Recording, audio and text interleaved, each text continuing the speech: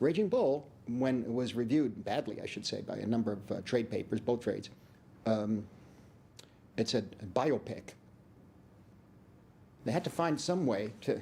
So, is that a biopic did we do? I don't know. The boxing genre was always associated with the underworld genre or the gangster genre because of the corruption in the fight game. A city for conquest to a certain extent. Golden Boy, Body and Soul, the setup, the boxing scenes and Somebody Up There Likes Me. The Harder They Fall. These were kind of noirs in a way, but they were about the fight racket. Look, you have a contest, you're going to bet on it. It's very simple. The pity of the thing is the athlete. The brilliance and the genius of the athlete in corrupting that. As a kid, boxing was not something that I understood, really.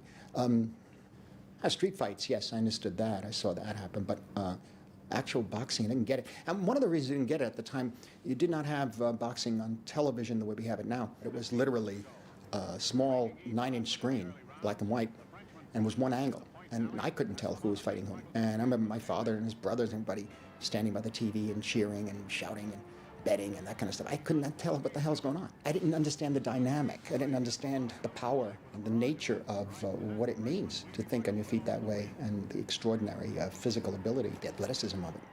And so I didn't get it. The world's middleweight crown is at stake in Detroit as Jake LaMotta takes on the Frenchman Laurent Dautil in a scheduled 15-round go. I'd heard about Jake LaMotta, that he was an extremely tough fighter from my father and from some of my uncles. And I'd hear some of the older men and some of the